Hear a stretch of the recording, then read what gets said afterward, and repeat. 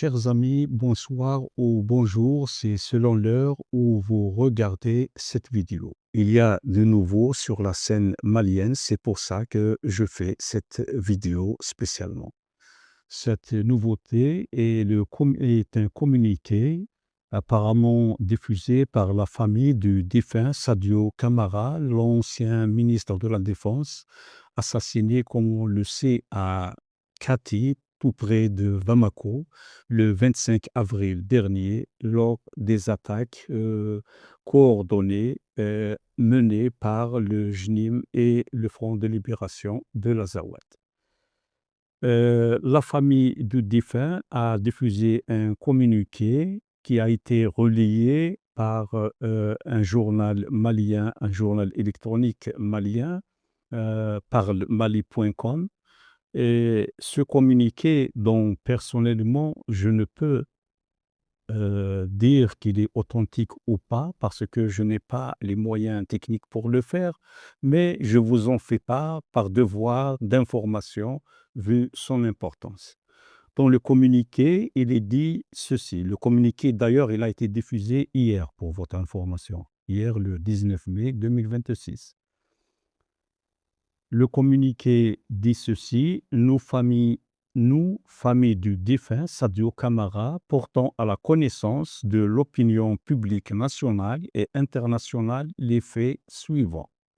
Dans la nuit du samedi 9 mai 2026, aux environs de 22 heures, une équipe présentée comme appartenant aux forces spéciales a investi le domicile du défunt Sadio Camara, situé chez sa première épouse. Après plus de 30 minutes de fouille, la dite équipe a emporté plusieurs documents ainsi que le coffre-fort avant de quitter les lieux. Le communiqué ajoute: le lundi 11 mai 2026 vers 21 heures, la même équipe s'est de nouveau rendue au domicile du frère cadet du défunt général Sadio Camara afin d'y effectuer des fouilles et emporter divers objets. Le communiqué ajoute: nous, membres de la famille et proches encore présents pour les obsèques du défunt, avons été profondément choqués par ces interventions. La famille dit: nous condamnons ces actes et nous réservons le droit d'user de toutes les voies légales pour faire la lumière sur ces événements. Le communiqué est fait à Bamako le 19 mai 2026. Et comme je l'ai dit, je l'ai pris, je l'ai relié d'un journal électronique malien intitulé maliparle.com. Et il a été rediffusé plus tard et relié plus tôt par plusieurs sites, dont la plateforme X.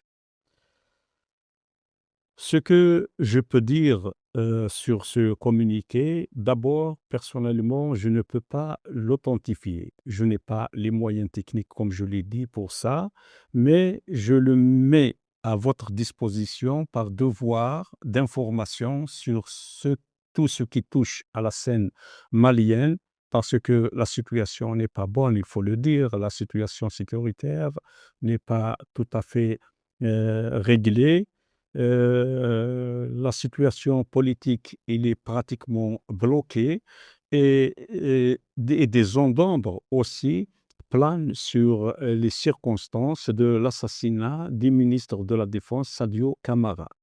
Bien que les autorités de transition maliennes aient endossé très vite la responsabilité aux éléments du groupe de soutien à l'islam et aux musulmans, dit communément JNIM.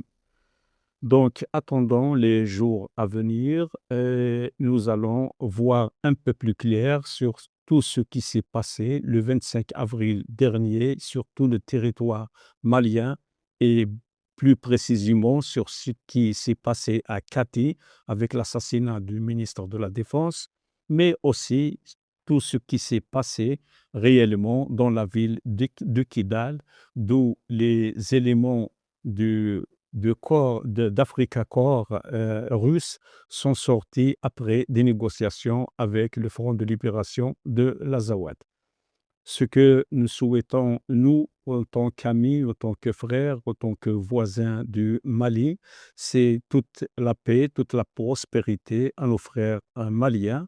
Et nous le disons encore une fois, il n'y a que le dialogue inclusif entre Maliens et la réconciliation nationale entre toutes les parties et toutes les forces vives du Mali pour sortir justement de cette crise sécuritaire, cette crise politique très grave dans laquelle se trouve actuellement ce grand pays africain, ce grand pays voisin avec lequel nous n'avons eu que des relations fraternelles, des relations de solidarité, des relations d'amitié et de relations de soutien réciproque dans les phases historiques les plus importantes de nos deux pays.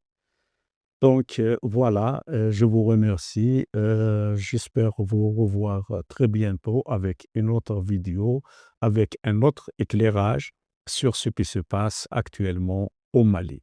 Allez, au revoir.